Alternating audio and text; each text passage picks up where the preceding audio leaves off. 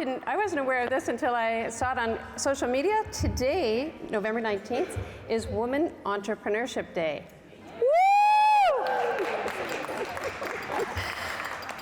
A day commemorated at the United Nations in 2015 and now celebrated annually. It is a movement to celebrate and empower female entrepreneurs, drive economic expansion, and advance communities worldwide. So wonderful to have that going on today. Uncorked is presented by the University of Regina and Hill Levine School of Business, so many, many thanks there. Also a thank you to our wonderful sponsors, Miller Thompson, Virtus Group, BDC, of course Mercedes-Benz, who would like us to all go home in style, I'm sure, and Fresh and Sweet for the fabulous catering that they provide for us. So thank you for being patient with me when we have the pro sitting right next to me. Lisa informed me that this is a night of first for her, that she's actually never been interviewed. I feel like I know Lisa because she's here, she's in our community, we've gotten to know her in so many different ways. And then we had a chat a couple weeks ago, and I took 12 pages of notes and realized there's a lot about Lisa. I had no idea. And so we're going to dive into that tonight and have some fun exploring the other side of Lisa Peters that we might not always know. So I'm going to just recite from a bit of a bio here that Lisa Peters graduated as a mechanical engineering technologist. Does that surprise anybody else in the room, or is it just me? She had no idea that she was going to become an event planner, an award-winning talk show host, and a founder of a foundation that empowers women, and also a certified speaker for leader impact. After a layoff designing 18-wheeler tank trailer units, Lisa, can you imagine? Yeah, should I repeat that? Yay! Yeah. Lisa jumped at the opportunity to work for the Arthritis Society, so really shifting there, launched a Canada-wide fundraiser for $6 million and achieved that goal in a few short years. She was described as having a fire in her eyes, and with her infectious enthusiasm and passion for events, this soon led to her creating her very own event management firm, I Inspire Events. With over 30 years of local and international planning experience, Lisa has dedicated her life to making a difference in everything she touches, from events to people. 4 years ago, Lisa took over as television host, who we know so well, at Access Communications. She helps community groups get their stories and events and their attention they deserve, providing them an outlet on her show each week. In our community, that's just so important to have that extra push and cheerleader to bring our events forward. One of Lisa's favorite books is Oh, the Places You'll Go by Dr. Seuss. As simple as it is, it teaches us to seize the opportunity and keep an open mind to trying new things, which I would think from that brief bio you're pretty darn good at. Lisa and her husband Ward have 2 fabulous children and live in the RM of Edenwald. So when Lisa and I first started our chat, she started it with a warning. And she said, I just want to warn you, be very careful because I will start to interview you. So I put a really big red star around that. But I am going to have the chance to interview Lisa. You didn't have a direct route.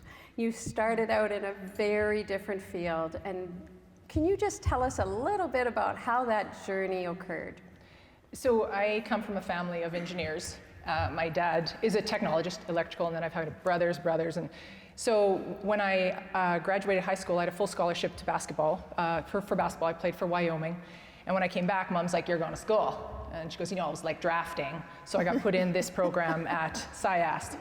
And so when I graduated, I worked for, I think, about 15 months or something, and then the company was bought out by the competition, so I was laid off. I threw myself a party. I hated it. Like I couldn't stand the hard toe shoes. I couldn't stand getting on the tanks. Like I can see why. Right? So then I got into the Arthritis Society. I was there for quite a while, and then I had an incident, which I think we'll probably talk about. And then from there, just everything happened. So I believe that everything that happened in my life got me here. Mm-hmm. And I don't regret any of it. I don't look back. I don't have regrets. But went from radio sales to corporate giving to, to opening my company. Like it all had a reason for happening. And at the time when it happens, you're and I have a friend who is just heartbroken right now because of a loss of a job. And it's okay. There's something big coming. That's what I want to. And when I got laid off, I wasn't really upset. It was summer. I was 21. Yeah, but so it was always a path, and it was a journey. And I think that's a neat idea, because transferable skills, I think we all have them, and maybe we don't always know exactly how we're going to use them. But it also shows us that success really is repeatable, regardless of what it is that you're doing. I've certainly seen that in through your bio. Now, you have done many interviews, you've done many events, and I asked you if you could think of one that was really transformational for you and why it might have been. Yeah. So I'm going to go to, I don't know who was here for Frances Olsen. So meeting an amazing woman like that was, for me, pretty big. What you didn't see was behind the scenes. So you saw her for 50 minutes or an hour, whatever we talked. I got to spend 5 hours with her, and I know Jill has spent endless hours, and there's a few people that spent endless hours with her, but those 5 hours were amazing. And one part of the conversation was her memory. She's 92, I think, and she wasn't sure if she was going to remember everything. So I took 10 pages of notes. So when I interviewed her, I prompted her at times, but she knew her story. It's her story. Yeah. So for me, that was amazing for me to be part of that. That was her first interview since her accident. Oh, wow. I was her first interview, so that was mind-blowing. But then I thought of, I got to interview Jack McKenzie about a year before he died. And when he came to the interview, he's like, this isn't going to work. I believe he was early stage Alzheimer's, or his memory was failing him, and he says, this isn't going to work. I sat with him, I was like, it's going to work. And I wrote those notes, and I wrote them, and I did the interview. We did the interview. I prompted him along the way, and every little step, and when we finished the interview, he goes, that was amazing. We did it. And I'm like, we did do it. And those are just proud moments for me, that it's about the person, but I got so much more. The stories they share are amazing. So I feel pretty blessed to be that job, but today. You're a full-on business person, a full-on entrepreneur, and we are definitely in more challenging economic times. Many of you probably have been challenged by changes in our economy as we go forward. What have you found have been some of your biggest challenges as an entrepreneur?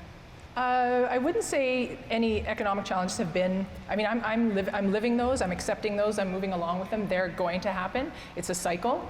My biggest challenge is technology. So in our business, there's an app for that. There's an app for everything. I can't even use my phone. Like I struggle to use, my phone's just a phone and a camera and maybe a calendar. I struggle for that. My computer, I have no tech. I have to call people. I struggle with technology. But the reason I struggle in my event business is there's an app for that. It's taking away from that relationship. So instead of my people making that phone call, there's an app to set them up. There's a customer relations management program. And my people aren't calling the people. And that's how we've built my business, is calling the people, getting on the phone and talking to them. And I'm finding that technology's taking that personal touch away. And you're not alone. I mean, technology challenges are the #1 challenge of business owners everywhere right now, just because it changes so quickly. There's generational differences as well that we have to keep in mind. And when you were talking a little bit about you starting your business and starting with making that call, tell us a little bit about, why events and what really drove you to develop that business. When you look at your whole life, I mean, I was meant to be an event planner. If I look back to an event that happened in grade 10, I was meant to be there. When you're in the business and you don't make the call, why not? If you make the call, if you don't make the call, they're going to say no because you never made the call. If you make the call and they say no, well, you made the call and they say, but if you make the call and they say yes, you win. Right. But you've got to make the call. You got to pick up the phone and make the call. And that was my business. When you start, and when I started my business, I had worked for years and knew all the corporate. I had begged them for money for years. They all knew who I was. I was in event planning. I was in fundraising. I knew all the people. But then I had to volunteer a lot of hours, and I had to make the calls to companies where it's like, I'll come volunteer for you just to get a job, just to get in front of people. That's how I got one of my first gigs was another group was planning Roberta Bondar was here. Oh, yeah, right. First astronaut. She was here years ago, like 10 years ago. I just started my company and I had, I needed to get out. And I called the company, I called the charity group and said, could I come to your event? I'll volunteer. And she goes, oh, just could you deliver some posters? I can totally do that. I can deliver posters. So I delivered 10 posters. I came to the event and she's like, oh, just sit down. I go, no, like I can help. I can help at this event. I know what to do. So the planner shows up, puts the centerpieces on the table and leaves. That's all they did. What? So I took over the VIP area. So when people would check in, I walked the VIPs to the VIP room to meet Roberta. And as I'm walking, Ooh, I nice. sold So myself. then- And I just, from that, I'll never forget that. I was like, how could the planner have done that? And that's how I got So my... something that came very naturally to you, it seemed very obvious to you to give that experience, was Yeah. just part of who you were. Yeah. I absolutely love when we chatted when she said the words, make the call. I think all of us can always go home with that advice. When we're looking at the work we have to do, we're looking at the challenges, we're looking at the opportunities. If we just say to ourselves each day, make the call, I think business changes. So as an entrepreneur, what have you found is your biggest personal challenge when it comes to business? I'm going to say loneliness. I don't know if anyone agrees with that. So you're working in an office, you're in the corporate world, you're surrounded by people, you got all the cubicles in the world, and then you go home. I'm an entrepreneur, my office is in my home. The people I work for me are subcontracted, they all work in their homes. They are mothers like me, they work their hours. I used to have a mother that, she was mom all day, and I'd get emails from her 2:30 in the morning because that was her hours weren't my hours. So it can be lonely, and we have to force ourselves to get out and meet people. What happens when I am lonely, I just pour myself into more work. And as my business coach is sitting right here, I know we're working on that. But I pour myself into work more, and that's not healthy either, and I am working on that. But it's really, and it still is a struggle, because I'll sit at home and I'll do my work. And I think probably a lot of you may see me on Facebook and I look so busy, and it's not really like that. That's just Facebook. It's just social media. Like we post all these interviews and we post and everyone's like, oh, you're so busy. No. When I think of when we work with a lot of different women who are building businesses, the question that we often get down to is, how do we split up our time? So we have to market our businesses, we have to do our business, we have to live our business. Do you have any tricks or tips in terms of how you divide up your time? Are you marketing 60% No. or? So I'm one of those people, I'm a doer. I love to do what I do, and unfortunately I put my head down too much. I work so hard to market myself on the free areas. I don't buy a lot of marketing.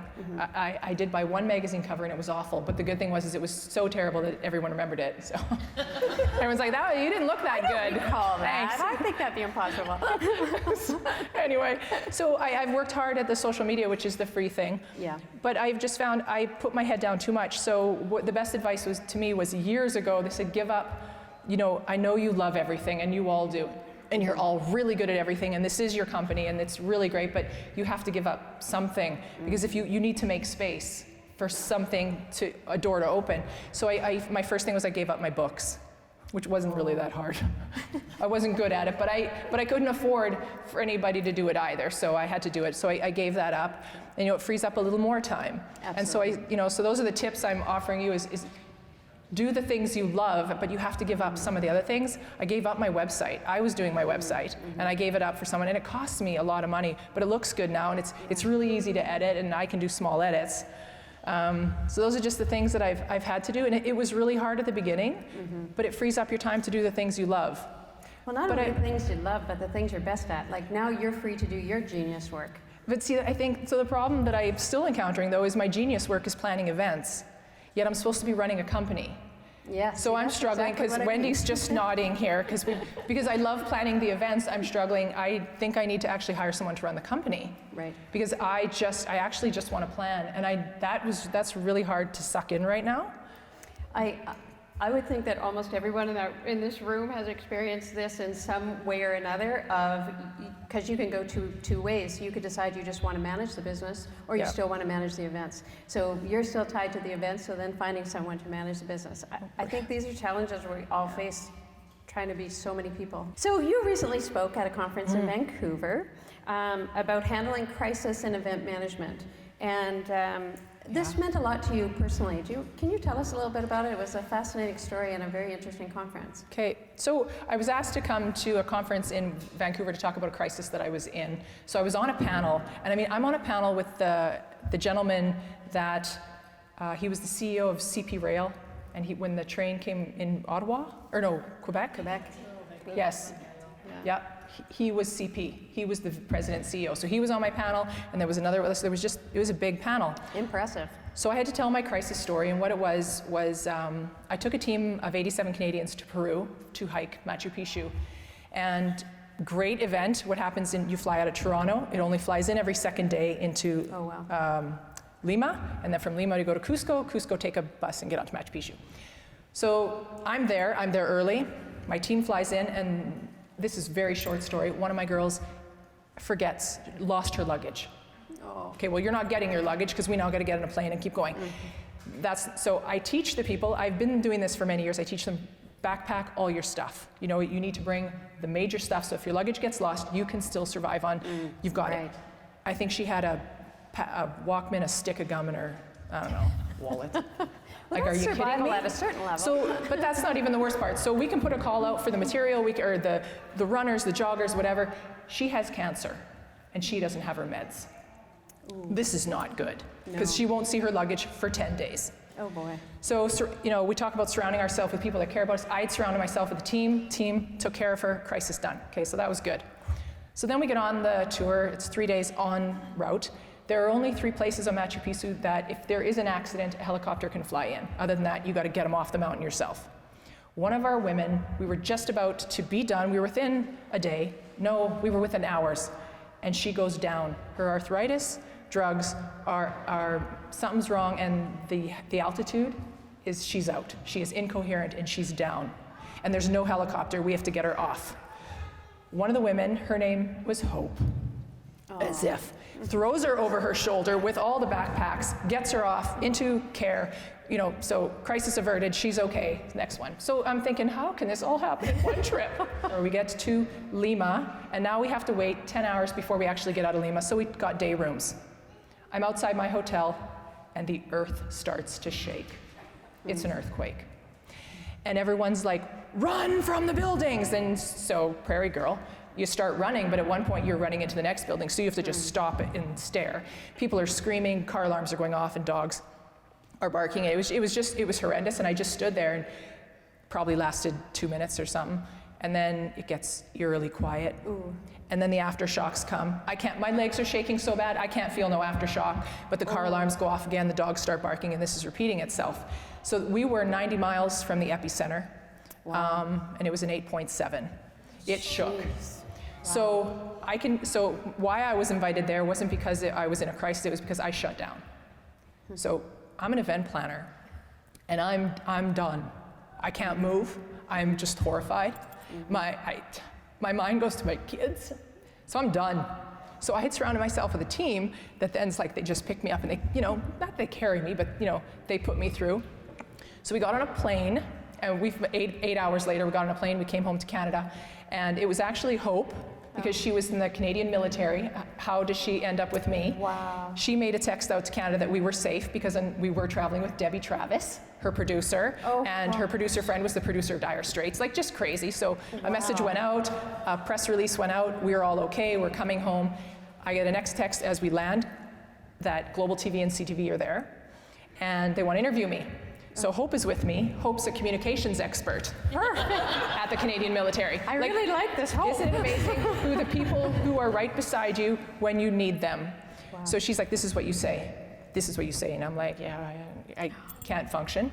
So I get off the plane. I go one way. Hope goes to the next one. I look over to Hope, and she's rocking her interview. I stand in front of the TV, and I'm like, and I start crying, and they didn't get a sound bite out of me, and I came home, and I never saw her again. Really? So that was my crisis. So then what happened, so I told this story at this conference, and then I was invited to do it with Conventions Regina. Yes, I was asked to do the aftermath. And what the aftermath is the staffing. Right. No one, after an incident like that, and the crisis comes in many forms. So mine was an earthquake, but it could be a major blowout on your board. It could be a staff that commits suicide. It could be any sort of crisis, and no one takes care of the staff. And so no one took care of me. I came back to work, I tried to negotiate my position, just said I just need less travel, like I just can't be doing this. And they said, no, Lisa, we really need you. And I said, okay, I quit. Like it wasn't a negotiation for me. Right. It was this or like, and I quit. And I mean, you look, that was 2007, that was a long time ago. And you realize now that I was experiencing PTSD. And I after that was the nightmares, it followed me, but I just ran away from it. I don't regret leaving the Arthritis Society. That was just part of my life. I mean, I wouldn't be here today. But what happened there was and what I'm speaking now about is just the HR, is that nobody took care of the staff. And a crisis comes in many forms. It's not an earthquake. Right. But there's so many things that can happen at work. And, you know, how are you doing? I'm okay. That's what we say. They're not.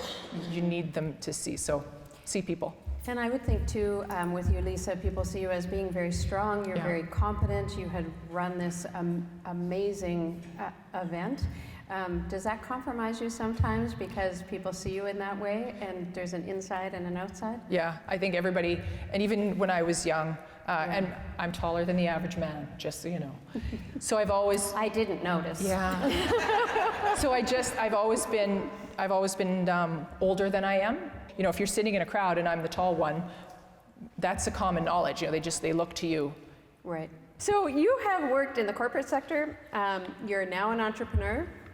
We typically have lots of women who are working in a corporate setting and maybe have a side hustle.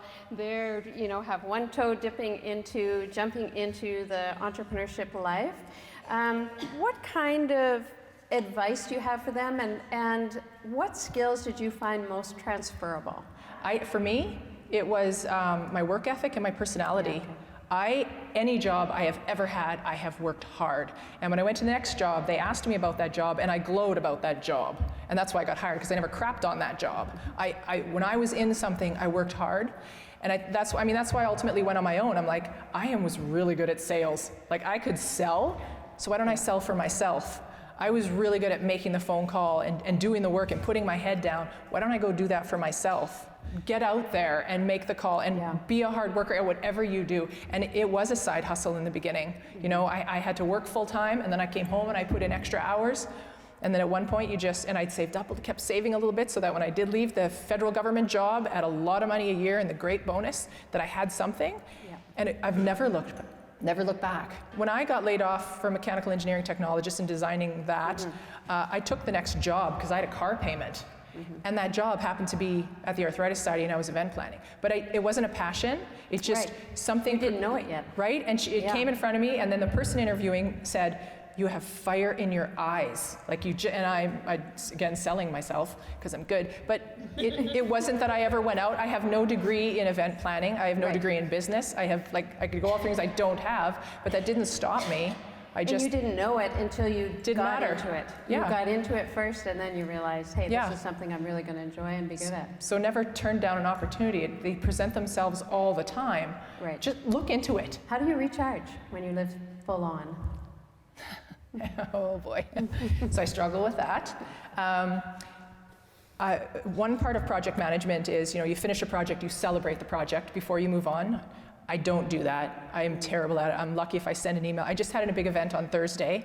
I had Jim Cuddy, Neil Osborne, Katrina LeMay Doan, I had all these Olympic athletes, Canadian singers. Fun. Yeah, well, then I just continued on to the next project because I had this to prepare for, and I got to speak tomorrow, and I got to teach on, I keep going and I don't recharge. Christmas parties are usually staff run, and summer parties are staff run. Right. So that's my recharge. Oh, your recharge. So I know that, this event that I just had November 14th, and then I have this week, I'm kind of done for a while. This is my recharge. And summer, June 30th, kids are out of school, it's like, get in the car, we're going to the lake. And it's 6 weeks. Nice. And so I don't do anything. Nice. So I work so hard so I can see that, summertime and that Christmas time. So unfortunately, I know I have to work on the recharging more frequently, and I'm working on that. Well, you were telling me that you've been on a very interesting personal journey this year. I turned 50 in August, but really I turned 50 in January, because it's like, this is the year, this is my 50 year, this is gonna be big. So I've really worked on myself. I have a business coach, which I have had before, and whoever doesn't have a business coach, I know I've said this before, but when we were young, we were dancers, or we were basketball players, or we were on the chess club, or whatever we were, we had coaches. Yet somehow when we get older, we don't have anybody. And so I've surrounded myself with this team, and the team is my coach, Wendy Turner-Larson, and I've got a natural path, because I just have some gut issues, and it's tiring me out. I've met with a psychologist because my father was an alcoholic when I was young, and so I'm just sort of dealing with a few things. It's all great, but I started to surround myself with those people and started to work on some things that just, I love my life. I look at it and I'm joyful, I'm happy, I'm reading books on joy. I just am working hard at being awesome every day and making I always hashtag make a difference, be fabulous. I want to be that, and I want to be that for everyone. Tell me a little bit about the foundation you've started. So, 3 years ago, Hillary Clinton lost the election. And there was a lot of, in her concession speech, she said to all the little girls, and I can't remember the whole thing, but to all the little girls, you can be anything you want to be. So don't stop here. Like, if you've seen me lose with majority vote, don't let this stop you. You can be anything. So it was Sandy Beig who came up and called us, and it was 3 of us sat around, so Lois Vanderhoof, Sandy Beig, and myself, and it was Sandy who said, we want to do the menstrual cup.